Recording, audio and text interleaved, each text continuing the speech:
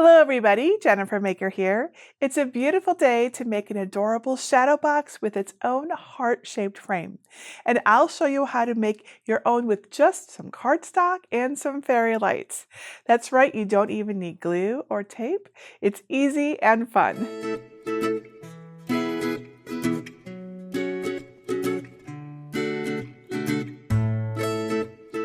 It's no secret that I love making shadow boxes, and they're even more fun when you can change the frame shape to something other than the usual square or rectangle, like these awesome heart-shaped shadow boxes. Aren't they just so cute? And with Valentine's Day or Galentine's Day coming up, it's the perfect time to make one for someone you love. And that includes making one for yourself too. Now to make these you need only a few supplies, like some white 65-pound cardstock and a short strand of battery-operated LED fairy lights, and maybe some glitter cardstock or any other decorative cardstock you like to add to one of the optional accent pieces. Now you can use my PDF files to cut these designs by hand, but I will use a cutting machine like the Cricut Maker 3 today in this video. You could also use an Original Maker, an Explorer Series machine, a Cricut Venture, or another machine that uses cut files and can cut 12 by 12 inch cardstock. So the original Cricut Joy is too small for this project, but if you have a Cricut Joy Extra, you can resize the file down and cut a cute mini version. Some other tools are helpful, like a spatula for helping you remove delicate layers, and a weeding tool for popping out tiny areas of cut cardstock. I'll show you another way to use your weeding tool later too that isn't actually for weeding at all. It's super helpful though, so stay tuned for that tip. And I've got a full list of the tools and supplies you need, plus links on where to find them in my materials list. It's on my blog at jennifermaker.com/584, which is also where you'll find written instructions with helpful photos and tips too. And if you want to make your own custom heart-shaped shadow box with your own scene, say with more people, less people, dogs, cats, whatever you want, maybe a whole family of people and pets, stay tuned to the last step for more details. So, are you ready to make one? Let me start by showing you where to get my free design files, and then we'll cut and assemble this together. Step 1. Get my free heart-shaped shadow box designs. First, download my free designs at jennifermaker.com/584. You can either download right from that link by saving the project, or download from my entire free design collection. To find it, look for Libraries in the red bar at the top, and then click either Get a Password if you don't yet have one, or click Enter the library. Search the page for design number 584 and click the link to download the designs. If you're not sure how to use these files, go to jennifermaker.com/SVGs to learn how to download and unzip files. There are 2 designs in the folder: a barn scene with a sweet dog and cat friends, and a cute couple enjoying their view of a sunset or moonlit beach. It works either way. There are score versions that you can use with a scoring tool like a scoring stylus or a single scoring wheel, or no score versions that used dashed cut lines and need no scoring tools at all. And if you're curious about customizing the designs for this shadow box, stay tuned to the last step for more details on how you can do that. You can print my PDF files and use them as templates to cut these designs by hand with scissors or a craft knife, but I'll use a Cricut cutting machine to cut my pieces so they are precise. You can use any Cricut Maker or Explorer Series machine, or the Cricut Venture, or another cutting machine that can cut files from 12 by 12 inch cardstock. The Cricut Joys are too small for this project at the size we designed it. You may be able to resize it down to fit a Cricut Joy Extra, but I would not recommend resizing it down for an original Cricut Joy. Step 2. Prepare your heart-shaped shadow box design. Let's start by adding the design to Cricut Design Space. Click the Upload button and then click Upload Image. Click Browse and find the Beach SVG file with Score in the file name if you have a scoring wheel or scoring stylus to use. I'll demonstrate with this version in this video so I can show you how to set the score lines. But if you don't have a scoring tool, you can use the design with no score in the file name instead. Once you've selected the best design for you, click Upload and then select the new design under Recent Uploads and click Add to Canvas. With the design selected, click the Ungroup icon. I recommend always ungrouping a design after you upload it, as it will be grouped by default. These large bottom pieces here will make up the top and bottom pieces of the shadow box itself. The first one is the front and has a large heart opening, so we'll be able to see more of the scene. The other has a smaller opening for adding fairy lights when you're all done. The top row has the layers, which will be stacked to create the scene in the frame. I've placed them going front to back, from left to right, so the left is the foreground and the far right is the background. The one with the circle can be used as a sun or moon layer, and the plain heart shape is a diffuser layer we'll use behind it to diffuse the light and make the sun or moon glow in the sky. The red piece is an optional accent for the front, which you can cut in another paper type or color. If you do not want to use the accent frame piece, go ahead and delete or hide it now. I want to use the accent frame piece, so I'll leave it on my canvas. Now let's set those score lines. In the Layers panel, find a group of 2 layers that look like this and select the top score layer, which will look like little dashed lines in the shape of a heart. When you click it, it will show red in the color box at the top of the screen. Under the Operation menu, also at the top of the window, change the layer to Score. Now, click the group to select both layers and click Attach. This tells the Cricut to put the score lines on that layer. If you don't do this, it won't turn out as you expect it to. Now set and attach the score lines for the remaining 2 layer groups, just like this. There will be 8 more if you're cutting the accent piece, or just 7 more if you choose not to use it. And that's it. Now all score lines are attached to their proper base layers, and we're ready to cut our shadow box pieces. And remember, if the idea of setting these score lines seems intimidating, just use the no score version, which has dashed cut lines instead of score lines and nothing to set. Now, I always recommend saving your projects just in case something happens, even if you only plan to make the project once. So type in a name for your shadow box and then click Save. And with the right machine selected, click Make. This takes us to the Prepare screen, where we can choose our material sizes. Make sure the correct material size is selected for the paper you're using. I'm using all 12 by 12 inch cardstock, so I'll keep them the same. Now you should have 7 white cardstock mats, but I think we can combine some of them to save time and materials. To do this, click the 3 dots next to an element and then click Move Object and select a mat with open space in the pop-up. Then click Confirm. Drag the pieces apart and make sure the pieces don't overlap at all so they cut separately. Continue on moving the pieces to other mats to cut down on the number of cardstock sheets that you'll need to use. You could even rotate the pieces to make them fit by clicking the curved arrow icon and dragging it around. If you've got a red mat with the accent piece, leave it where it is so it cuts on a different material. And there we go. I've successfully combined 7 white cardstock mats down to just 3. Your blank mats will still show, but don't worry, they'll disappear on the next screen. When everything looks good, click back on the first mat and then click Continue. Selecting the first mat like this will put it to the front of the cutting queue, which helps us keep track of which types and colors of paper to use. If you're using the premium fine-point blade like I am, click Browse All Materials and set the base material to medium cardstock. I'm actually using light 65-pound cardstock because it lets through the perfect amount of light for a shadow box, but I find that cutting it on the medium cardstock setting gives cleaner results. I'll also change the pressure to more, as I find that helps get nicer cuts too. If you're using the scoring stylus, insert it into the clamp on your Cricut now.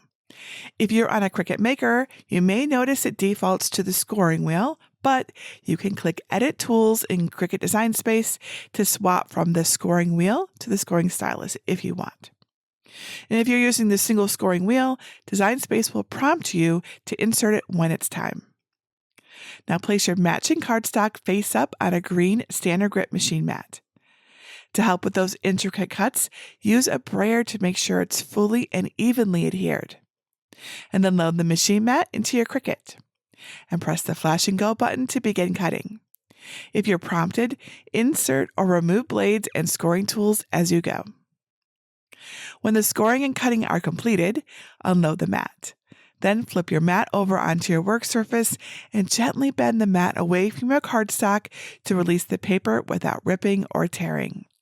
I also recommend you slide a craft spatula under the smaller, intricate pieces as you're removing them to avoid tearing the delicate sections.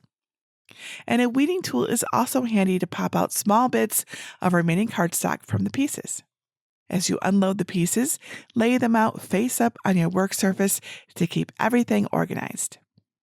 And to remove the small bits left on your mat after you remove the cut pieces, use a scraper tool.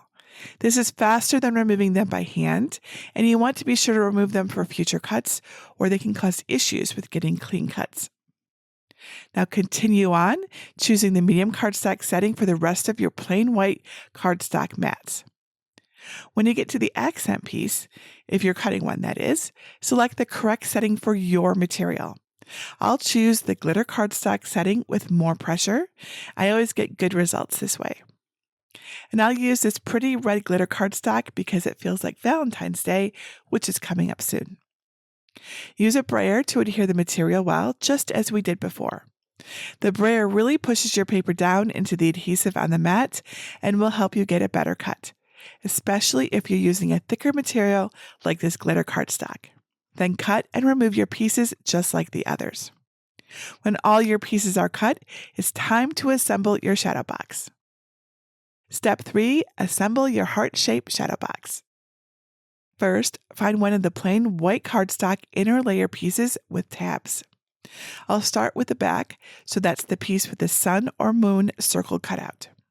With the piece face up, fold one of the 10 tabs back on the score line where the tab meets the frame.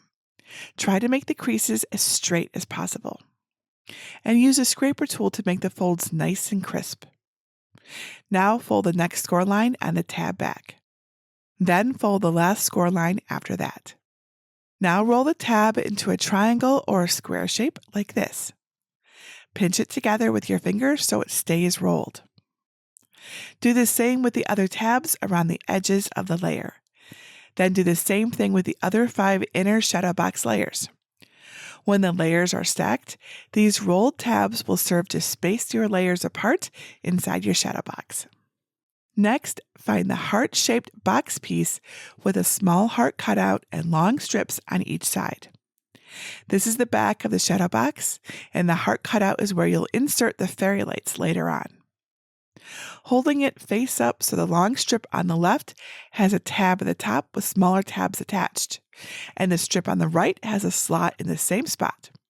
Fold one strip along the side of the heart toward the back. These strips will make up the edges of your shadow box. Straight, sharp creases are important here, so use your scraper tool to get a nice, crisp fold. Do the same with the strip on the other side. There are 4 tabs that run along the side of each strip. Fold each of them down in the same direction you folded the strips. And see these tiny tabs on either side of each tab? Like little wings? Fold each of these wings inward on all 4 of the tabs. Now fold the tabs and wings the same way on the other strip. Find the scored tabs at the very end of the top part of each strip. One has wings and one has a slot. Fold each of the tabs in the same direction as the tabs along the side of the strip. Then fold in its wings on the one tab the same way. Find the bottom point of the heart shape and fold both tabs inward toward the heart. Fold the wing tabs inward too. Around the edge of the heart, fold the tabs back in the same direction as the tabs on the strips. Now that all of our tabs are folded, it's time to build the back of the box. Beginning at the lower part of one strip, insert the tabs into the slots in the tabs around the edge of the heart. Go in order, moving up toward the top center point of the heart, unfolding the wings and flattening out the tabs as you go. You can use your weeding tool instead of your fingers to help smooth the tabs and wings down in the tighter spots. Now connect the strip on the other side to the heart shape the same way. Now the two end tabs on each strip will be facing each other. Insert the tab with wings into the slot on the opposite tab. Unfold the wings and smooth out the tabs. Now tuck the end of the tabs underneath the flaps around the top of the heart's edge. This will help the box fit together more easily when it's time to put everything together. Use your fingers to pinch the heart's top point from the inside so it's creased really well. On the bottom point of the heart, insert the tab with wings into the slot on the opposite tab. Unfold the wings and smooth out the tabs. Now pinch the bottom point from the outside to make sure it's nicely creased. And the back of your shadow box is all done. Now that you know how to prepare the back, follow the same steps to prepare the front lid part of the box. It's the other heart frame piece with the strips on either side. This piece has a couple extra angled tabs next to the end tabs that will hold the whole box together when it's assembled. Fold them in the same direction as all the other tabs. If you cut the front accent piece, find it now. If you use the same materials as I did, it will be made from glitter cardstock. With the pretty side facing you, fold the 8 tabs back. That's all this one needs. Now that your tabs are all folded, lay out your pieces on your work surface face down and in the same orientation to keep things organized. Test your box by placing the front lid piece with the large heart cutout onto the back box piece with the small heart cutout. I found it easiest to slide it on starting with the bottom point and moving upward. If you have trouble fitting the two pieces together, try taking it apart, smoothing down the tabs inside again, and giving it another try. Great! It's looking awesome, and now we know the box pieces fit together well. Remove the lid and place the back piece in front of you, open side up. Now it's time to insert our layers from back to front to build our cute shadow box scene. Lay the solid heart piece inside the piece with the circle cut out, in between the folded tabs. This solid piece will diffuse the light and make your sun or moon on the next layer look nice and glowy in the sky. Now turn it over and place the tab side down into the bottom part of the shadow box. If you're not using the sun or moon layer, simply insert the solid heart layer on its own. Use your weeding tool to gently push the layer down inside so the rolled tabs are fully against the back of the box. Find the next piece with the water, clouds, and cutout reflection lines in the water. Flip it over, tab side down, and insert it into the back box piece. Again, using your weeding tool to push it down into place. Continue placing the layers in order, with the water and more cloud pieces next. The bench piece after that, and lastly, the foliage piece. When all of the inner layers are in place, it's finally time to place the lid on the box. If you have a hard time getting the box to close all the way, you can use your weeding tool to reach in and adjust the spacers or anywhere else in need of some shifting. And there we go. Once the box is closing well, it's time to lock it all into place. Turn the box over and gently pull back the top edge of the lid near the angled tabs a little. The angled tabs are actually what keeps everything together without needing any glue. Begin inserting one of them partially into its corresponding slot on the box's bottom. Once it's 2/3 of the way into the slot, insert the other angled tab into the other slot. Now work both tabs fully into their slots. It might be a tight fit, which is what we want to hold everything together. But you can use your weeding tool to help tuck them in if you need to. If you have a front accent piece, insert its tabs into the slots on the front lid of the box. I found it easiest to insert the bottom tabs first, then the ones around the sides and top. Now your shadow box is assembled. It's missing just one thing, the lights. The lights are optional, of course, but very pretty. If you want to add lights, first unwrap and test your LED fairy lights to make sure they work. Turn your shadow box over so you can see the small heart opening. And beginning with the end opposite the battery pack, insert the fairy lights into the opening. Rotate the shadow box as you feed them in to evenly distribute the lights.